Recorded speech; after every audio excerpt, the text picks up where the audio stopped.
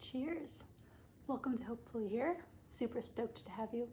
I am Hope, and we're going to do the beginning of the year book tag. I saw Jessica or Jess from Peace Love Books do this, and she got it from, I think, the original creator. It seems to be pretty new, but I'm not sure. So I will link her video down below, and we're just going to get into it. Hi, by the way, welcome to 2025.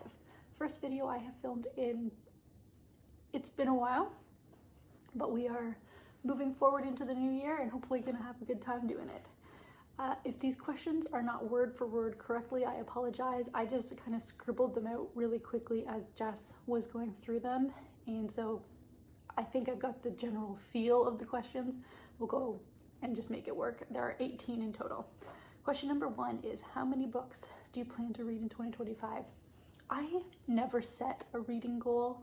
I typically, through the last couple of years, have read, I think, about 170, so I think my goal would probably be that, but I would not be surprised if it goes down. My life for the last 2 years is very different to the one I'm leading right now, and I don't have as much time. We will see, but 150, maybe? I don't know. I'm not setting a goal. I find out at the end of the year on Storygraph how many I read when my kind of year wrap-up comes out, and that is good enough for me. Question number 2 is a book you want to reread in 2025. I have actually already done a reread this year, and so I will be continuing with that series, and that is Catching Fire. I am rereading the Hunger Games series. I imagine a lot of people are, with the new book in the series coming out in March, I think. So Hunger Games holds up. It's just one of those books. It is still so good, and it's actually the first time I've read it physically. The last time I read the Hunger Games, it was on a Kobo, which I don't have anymore, so I actually didn't even own the books. So I bought these last year and thought, I've got to reread them. I finally got around to reading the Hunger Games. It was one of the first books I read this year, and Catching Fire will follow very soon. Priority read on my 2025 TBR. My priority reads for 2025 or just my physical TBR. I don't have anything specific. I just have books on my shelves that are unread and I've had for a while, and I either want to read them or try to read them, figure out what to do with them, if I'm keeping them, if I'm giving them back to friends of the library. A lot of my books are from friends of the library, and just going from there. But that is kind of my goal. I would like to just really focus on my priorities for 2025 being the books that I own physically and have not yet read. Question 4 is an author you will not be reading moving into the new year. I don't have an author off the top of my head that just doesn't work for me, so I wouldn't be rereading. However, I do have a prize that I don't think I'm reading, and that is the Booker Prize. The Booker Prize and I, for the last 2 years, have not gotten along at all, and I have tried on both occasions to read. I think I've tried to read the entire long list, if not the short list, and I have just had a terrible time with it. So this year I'm going to be either really selective about what I read from it, or I'm not going to read it at all. That is the only thing that I know going into 2025 that is changing based on 2024. No, not author specific, just prize specific for me personally. Okay, what is something new you want to read in 2025, either a genre or a trope? I don't know that I have a good answer to this. I feel like genre-wise, I read pretty diversely. There isn't anything I avoid specifically. YA, I don't tend to read YA, and that's certainly not something I'm going to pick up in 2025. And in terms of tropes, like, I just don't think I know enough about tropes to know how to answer that question, because I don't go looking for books that specifically align with a specific one. So I don't think there's anything that I will be actively looking to add to my reading. I just think I want to keep it diverse, read amongst genres. I wouldn't mind maybe dipping my toe into some, not horror, I don't want to say, but there's a certain genre or certain type of horror that I think I could get behind, and I just kind of need to figure out what that is. So maybe that's something that I could experiment with in 2025, but it would have to be something that is very much aligned with how I like to read, because I do know in general that's not a genre I enjoy, but I think that there are parts of it that I could.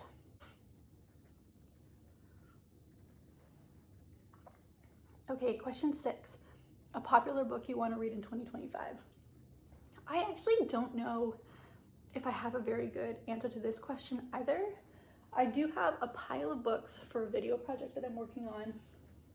And so I do know that this book, Abby Jimenez's Just for the Summer, is on it. This is very popular. I've seen it on a lot of people's best of 2024 lists. So let's say this, because I have it from the library and I hope to take advantage of it actually being in my hands. We will see how this goes.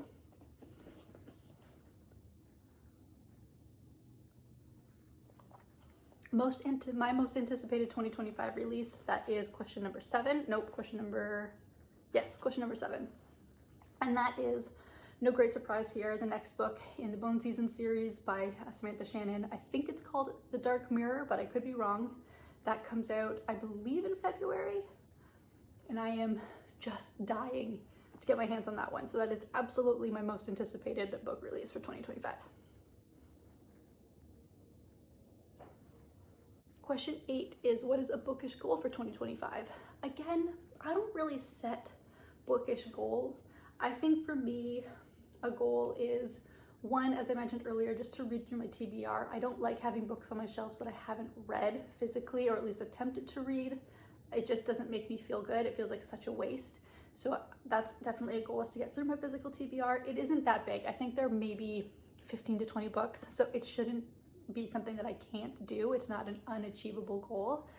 And I think also for me with my reading, I just want to enjoy the books that I'm reading. I've always been a mood reader. I'm not somebody who sets TBRs, but I do think it looks like a lot of fun to set a TBR. So it'd be kind of interesting to see if I couldn't combine that to TBR with mood reading in some sort of way. I really, really enjoy the TBR game videos, TBR prompt videos. It would be really fun to do something like that. The bingo cards that people set up, I think that'd be so much fun, but I just need to find a way to do it that is still in line with how I read. And also, because I do not have a huge physical TBR, I would need to really work well with libraries and library holds and what that entails, or limited book buying. I'm not really sure what that would look like, but it's something that I've kind of pondered over. And I think for me, when it comes to bookish goals for 2025, that's kind of where my mind is, but I have nothing set in stone. I just want to continue to enjoy the books I read. Question 9 is, what is a book on your TBR you probably won't read? Okay, this is one of those ones where you really have to kind of look at yourself in the mirror and say, what is it that I am going to prioritize? And what can I truthfully say I'm just not interested in? And for me, oh gosh, this like hurts my heart to say, because I don't want to be the one that gives up on this book, but A Count of Monte Cristo. This was on people's favorites of the year for 2024. People love this book. I don't know, halfway through, and I just don't know that I'm gonna finish it. I really don't. I don't know that I want to finish it. I think it would be more of a pride thing than an enjoyment thing. And as I said, that's not really how I want to be reading. Just to say that I read The Count of Monte Cristo versus, oh, I really liked the book, I'm not sure. I'm still debating, but this could very well be the answer to that question, and it kind of makes me sad. But we'll see how 2025 plays out. Question 10 is a series. What series do you want to read in 2025? And that I have actually already started, and that is A Faithful and the Fallen. I am on book 1, and I am only 128 pages in, but I think this could be absolutely spectacular. I think I could fall wildly in love with this series. The writing so far has been incredible. The characters are really unique and different, and the world building has been fascinating. I'm a little confused about some of the world building, but I imagine that will sort itself out as I get into the series. A lot of people are talking about this. I actually saw, I think Becca from Becca in the Books is doing a read-along of this series, and I was gonna try to get this done in time to watch her live show on this book. That didn't happen, but I will hopefully catch up. But I have a lot of really high hopes for this book. I'm so excited about it, and this is definitely the series that I want to get to, and I believe there are 4 books in this series and it's completed. So I love that for myself. Very excited. Question 11 is, what are your auto-buy authors going into 2025? I have a few auto-buy authors, or auto library hold authors, I guess is maybe the more correct term. I don't think any of them are coming out with books in 2025 that I know of as of yet.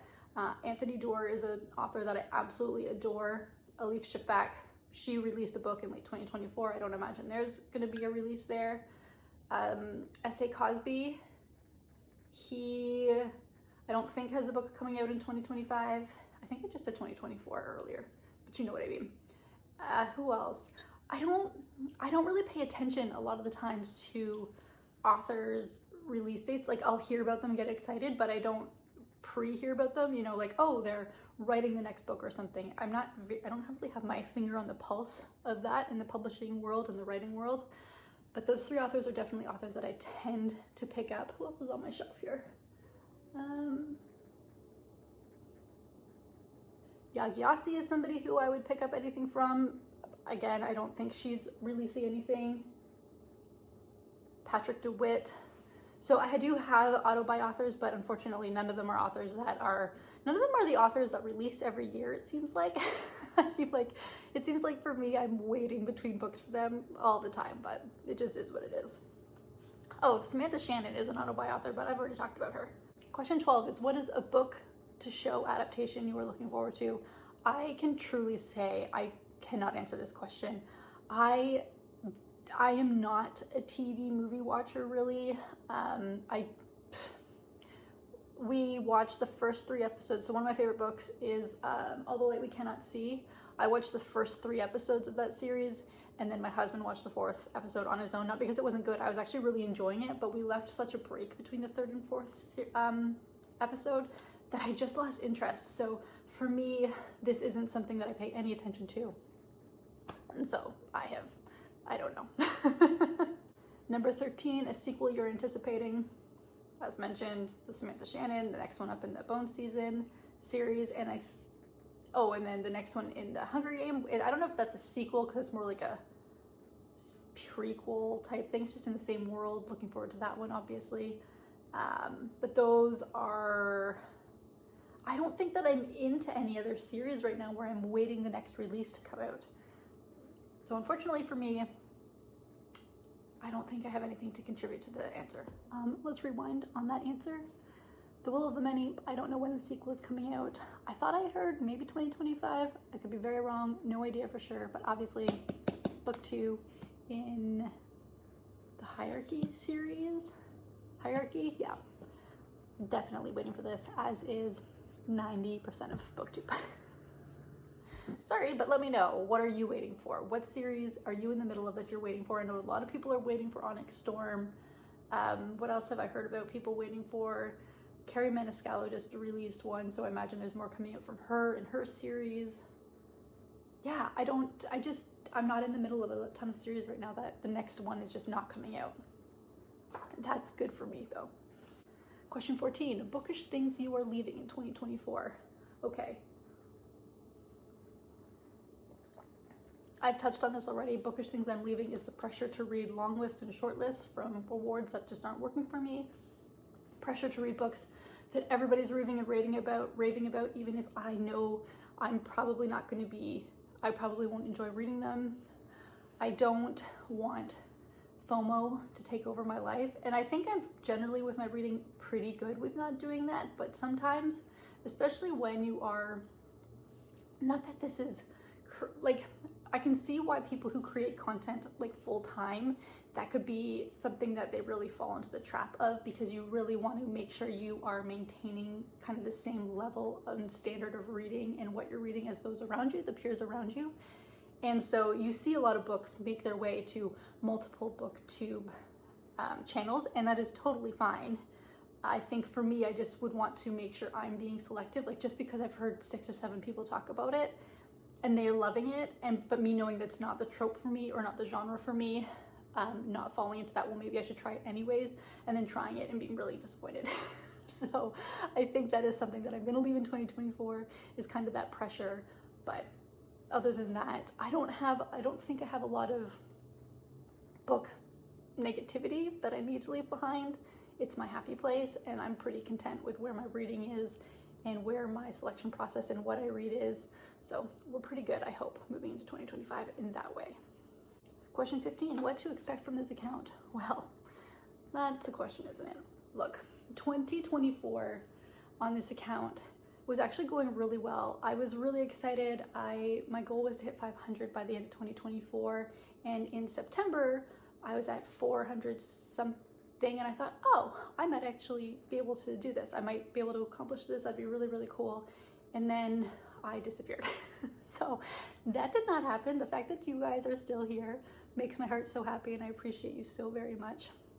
So what to expect from this account in 2025 is hopefully just a little bit more consistency.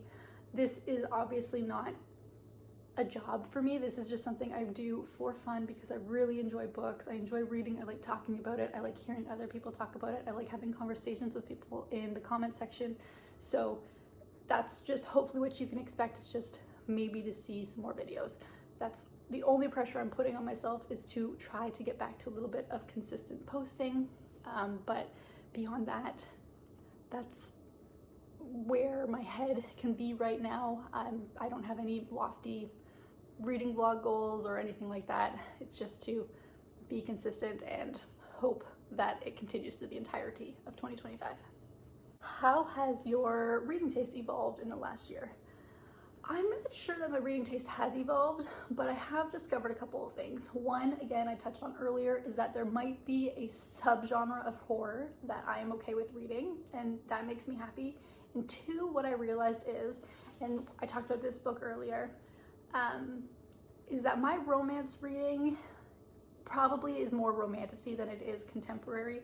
I find kind of real life romance books to be really annoying. They're never my favorite. I don't always enjoy them. There's a very small handful of books from contemporary, kind of normal, ordinary life romance that actually works for me, and that's totally fine. Whereas I find there has to be some sort of fantastical element in my romance in order to really enjoy it.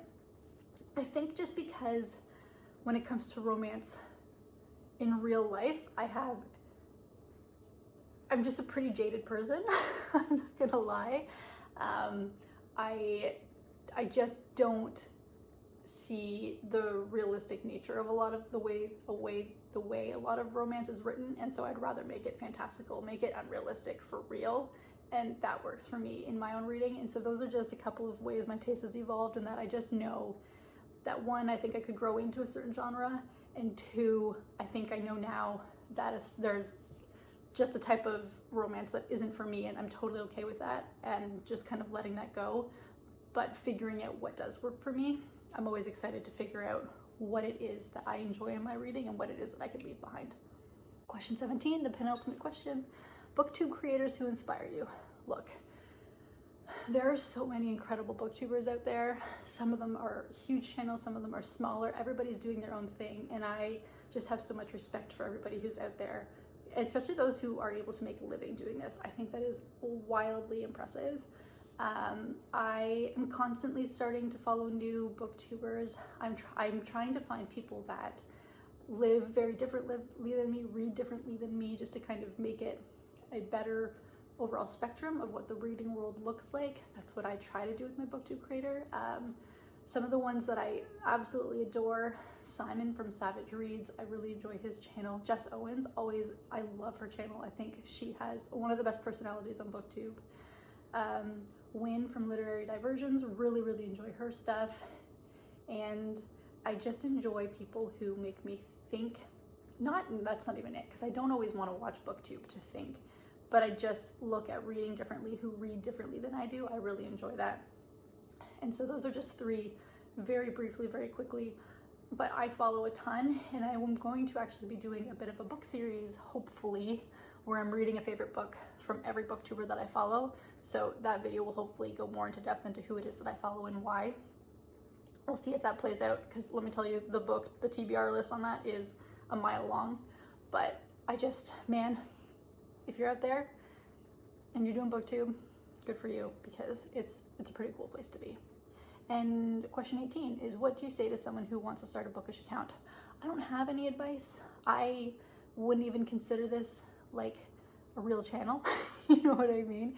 It's minuscule. I have a really good time doing it, but if you want to talk about books, just flip and talk about books, because you will find your community and it will be fantastic. And if it's not through YouTube or Instagram, find a book club in your area. You know what I mean? Like, find you, it just has to be you and one other person to have a really great conversation of books. That's all you need, and just enjoy it, because reading is supposed to be for fun. It's supposed to just engage us and open our minds and bring out our imagination. And if it's not doing that in a positive way, then don't be doing it. That's what I have to say. Okay, that was the beginning of the year book tag. Me and my coffee now are gonna go read a book for my favorite books from Booktubers video. And I will see you in the next video. Bye.